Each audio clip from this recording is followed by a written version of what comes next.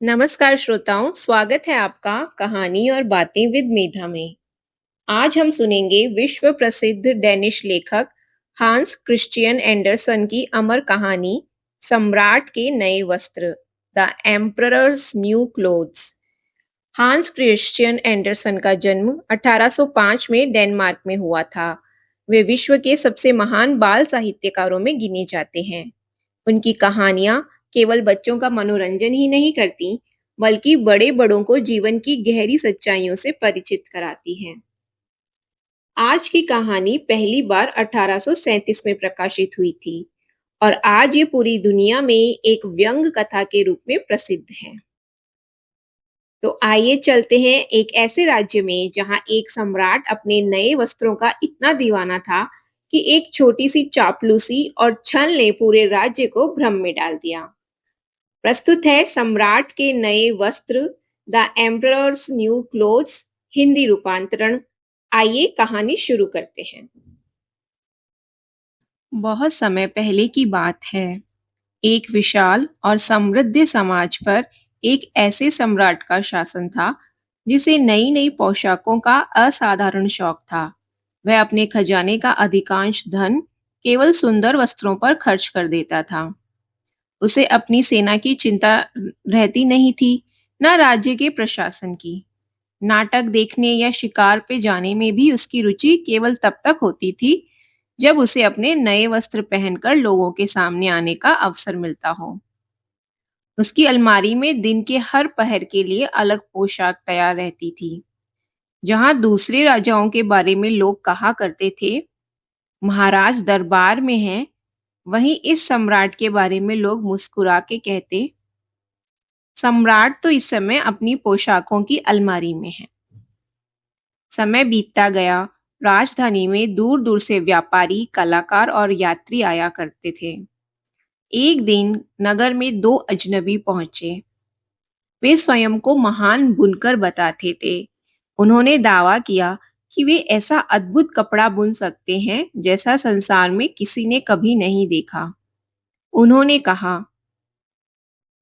हमारे बनाए हुए वस्त्र केवल सुंदर ही नहीं हैं, बल्कि उनमें एक अद्भुत गुण है। जो व्यक्ति अपने पद के योग्य नहीं होगा या जो अत्यंत मूर्ख होगा, उसे ये कपड़ा दिखाई ही नहीं देगा।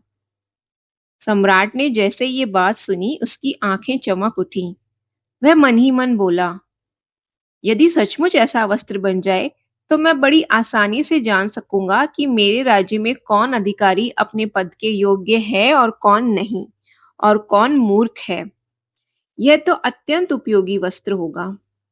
उसने तुरंत उन दोनों बुनकरों को दरबार में बुलाया और उन्हें ढेर सारा धन दे दिया ताकि वे बिना देर किए काम शुरू कर दें। दोनों ठगों ने एक बड़ा कमरा लिया और उसमें दो करघे लगाए। देखने वालों को ऐसा लगता था मानो वह बड़ी मेहनत से कपड़ा बुन रहे हैं, लेकिन सच यह था कि उनके करघों पर कुछ भी नहीं था। वे बार बार सबसे महीन रेशम और सबसे शुद्ध सोने के धागे मंगवाते। जैसे ही सामान आता, वे चुपके से अपने थैलों में भर लेते और फिर खाली करघों पे ऐसे काम करने लगते मानो बड़ी लगन से बुनाई चल रही है। 2 दिन बीतने गए। एक दिन सम्राट ने सोचा, देखूं तो सही मेरा विशेष कपड़ा तैयार हुआ है या नहीं। लेकिन अगले ही क्षण वे थोड़ा असहज हो गए। उन्हें याद आया, जो मूर्ख होगा या अपने पद के योग्य नहीं होगा, वह इस कपड़े को देख नहीं पाएगा। वह मन ही मन सोचने लगे, मुझे अपने ऊपर तो पूरा विश्वास है, फिर भी पहले किसी और को भेजना ठीक रहेगा। उधर पूरे नगर में इस जादुई कपड़े की चर्चा फैल गई। हर व्यक्ति उत्सुक था यह जानने के लिए कि आखिर कौन उसे देख पाएगा और कौन नहीं। कुछ देर सोचने के बाद सम्राट ने अपने सबसे पुराने और विश्वसनीय मंत्री को बुलाया। वह बोला, आप जाकर उन बुनकरों का काम देख के आइए। आप बुद्धिमान हैं और अपने पद के सबसे योग्य व्यक्ति हैं। आप मुझे ठीक ठीक बताएंगे कि कपड़ा कैसा बन रहा है।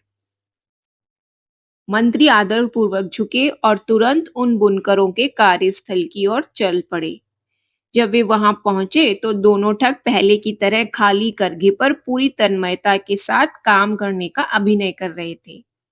मंत्री ने ध्यान से करघे की ओर देखा। उन्होंने अपनी आंखें और भी फैला ली, पर उन्हें वहां धागे का एक रेशा भी नहीं दिखाई दिया। वे भीतर ही भीतर घबरा उठे। उन्होंने मन में सोचा, यह क्या?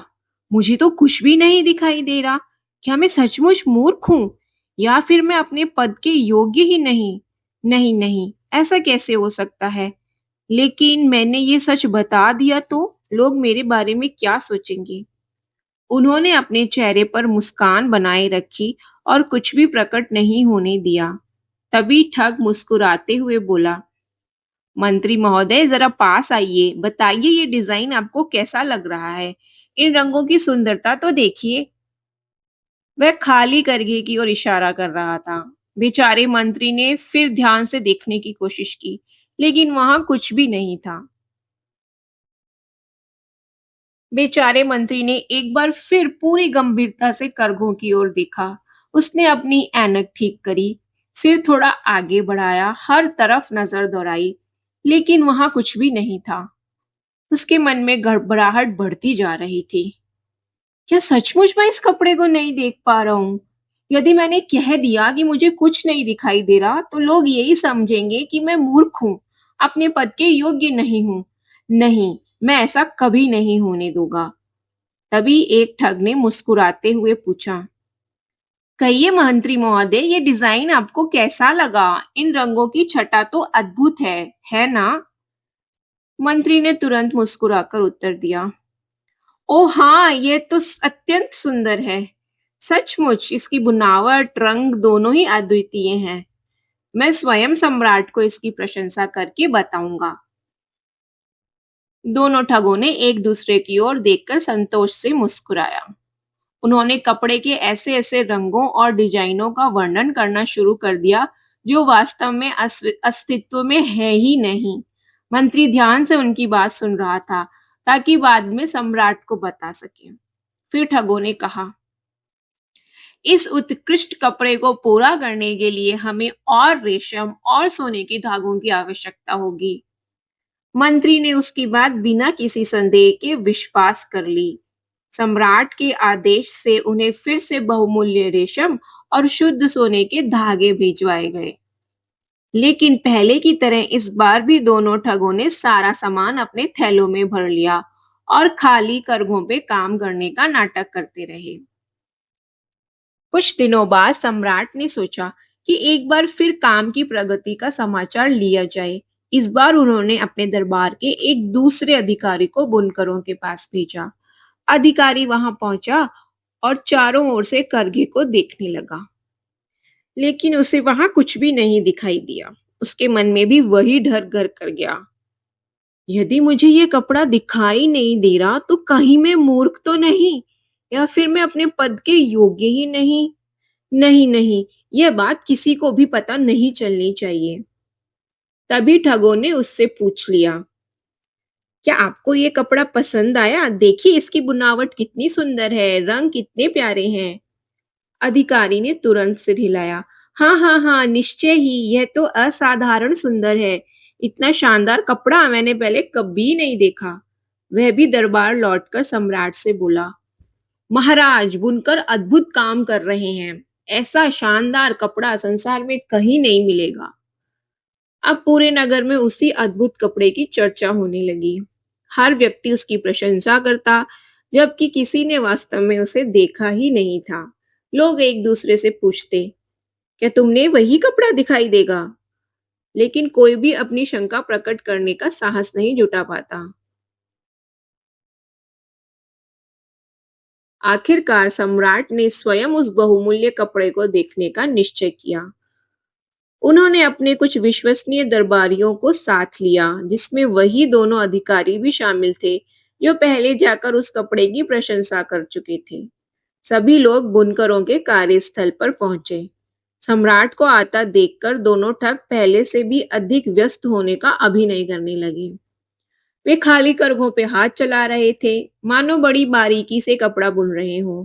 जैसे ही सम्राट पास पहुंचे, दोनों अधिकारी उत्साह से बोले, महाराज कृपया इधर देखिए, ये डिजाइन कितना अद्भुत है। इन रंगों की शोभा तो देखते ही बनती है। वे बार बार खाली करघों की ओर इशारा कर रहे थे। सम्राट ने ध्यान से देखा, फिर दोबारा देखा, लेकिन उन्हें कुछ नहीं दिखाई दिया। उनका हृदय जोर से धड़कने लगा। ये क्या? मुझे तो कुछ दिखाई नहीं दे रहा। इसका अर्थ यह है कि मैं मूर्ख हूं, मैं सम्राट बनने योग्य नहीं हूं। यह विचार आते ही वे भीतर से कांप उठे, लेकिन अगले ही क्षण उन्होंने अपने चेहरे पर मुस्कान ला ली। उच्च स्वर में बोले, वाह वाह, सचमुच क्या सुंदर कपड़ा है। इसकी बुनावट और रंग दोनों ही अद्वितीय हैं। मुझे ये बहुत पसंद आया। ये सुनते ही सभी दरबारियों ने एक स्वर में प्रशंसा शुरू कर दी। हालांकि उनमें से किसी को कुछ दिखाई नहीं दे रहा था। चारों ओर से आवाजें आने लगी, अद्भुत, अविश्वसनीय, ऐसा सुंदर वस्त्र पहले कभी नहीं देखा। सम्राट ने प्रसन्न होकर उन दोनों ठगों को सम्मानित किया। उन्हें राजकीय सम्मान प्रदान किया गया और शाही बुनकर की उपाधि भी दे दी। दोनों ठग मन ही मन मुस्कुरा रहे थे। समारोह का दिन अब निकट आ चुका था। उससे एक रात पहले ठगों ने पूरी रात जाग कर निकाली।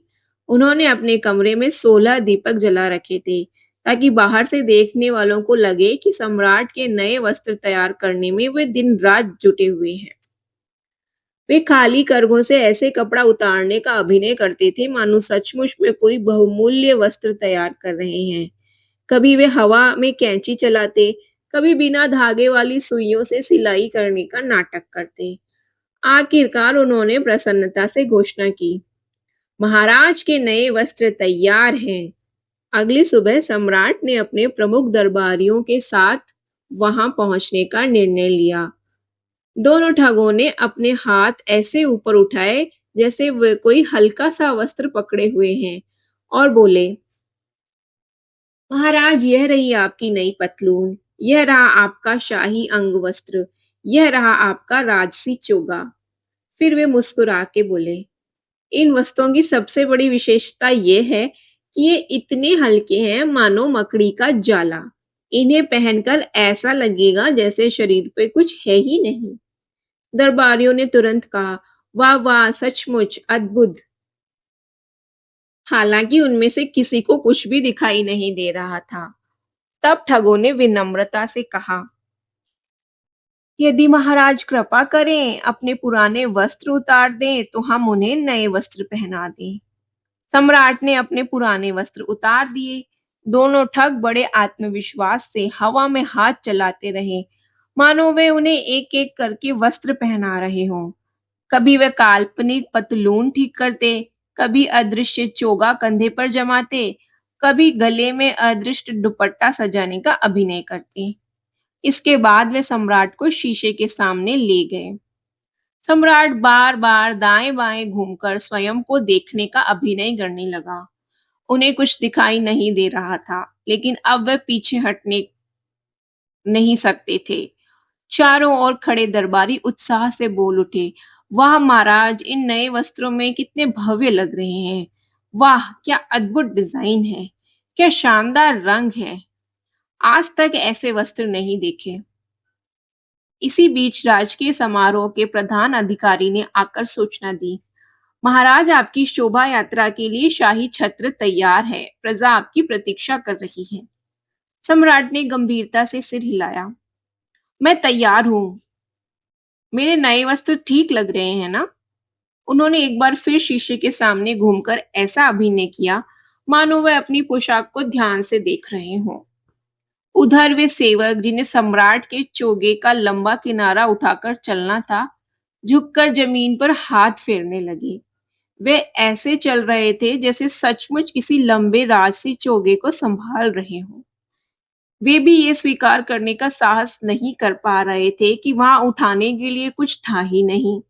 कुछ ही देर बाद भव्य शोभा यात्रा आरंभ हुई। राजधानी की सड़कों पर लोगों की भारी भीड़ उमड़ी। हर ओर उत्सव का वातावरण था। लोग अपने घरों की खिड़कियों, बालकनियों से सम्राट को देखने के लिए खड़े थे। सम्राट ने अपने ऊंचे शाही छत्र के नीचे बड़े गर्व से आगे बढ़ते जा रहे थे। जैसे ही लोगों की नजर उन पर पड़ी, चारों ओर प्रशंसा की आवाजें गूंजने लगी। वाह, सम्राट के नए वस्त्र कितने सुंदर हैं! उनका राजसी चोगा कितना भव्य है! उन पे पोशाक कितनी शानदार लग रही है! असल में किसी को कुछ भी नहीं दिखाई दे रहा था, लेकिन कोई भी ये स्वीकार नहीं करना चाहता था कि उसे कुछ नहीं दिख रहा। हर व्यक्ति को डर था कहीं लोग उसे मूर्ख ना समझें, अयोग्य ना समझ लें। तभी भीड़ में खड़े एक छोटे से बच्चे ने मासूमियत से ऊंची आवाज में कहा, अरे, सम्राट ने तो कुछ पहना ही नहीं है। बच्चे की बात सुन के उसके पिता मुस्कुरा उठे। उन्होंने धीरे से कहा, बच्चे ने तो सच कह दिया। धीरे धीरे यही बात एक व्यक्ति से दूसरे व्यक्ति तक पहुंचने लगी। कुछ ही क्षणों में पूरी भीड़ आपस में फुसफुसाने लगी, सचमुच सम्राट ने तो कुछ भी नहीं पहना है। फिर अचानक चारों ओर से एक ही आवाज गूंज उठी, सम्राट ने कोई वस्त्र नहीं पहना है। यह सुनकर सम्राट का चेहरा शर्म से लाल पड़ गया। अब उन्हें भी समझ आ गया कि लोग सच कह रहे हैं। उन्हें एहसास हो गया कि वे ठगों के छल का शिकार बन चुके हैं। लेकिन अब शोभा यात्रा के बीच रुक जाना उन्हें अपनी और बड़ी बेइज्जती लगा। इसलिए उन्होंने अपना सिर ऊंचा रखा और पहले की तरह आगे बढ़ते रहे। उधर उनके सेवक भी पहले से अधिक सावधानी से उस काल्पनिक चोगे को उठाकर चलने का अभिनय करते रहे, जबकि वास्तव में वहां उठाने के लिए कुछ भी नहीं था। ये कहानी यहीं समाप्त होती है। यह कहानी हमें याद दिलाती है कि कभी-कभी लोग सच जानते हुए भी उसे स्वीकार करने का साहस नहीं कर पाते।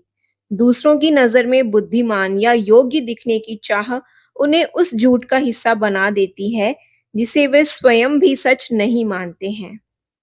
यदि आपको यह कहानी पसंद आई हो तो वीडियो को लाइक कीजिए, अपने मित्रों और परिवार के साथ शेयर कीजिए और ऐसी ही हिंदी ऑडियो बुक और क्लासिक कहानी सुनने के लिए कहानी और बातें विद मेधा को सब्सक्राइब करिए।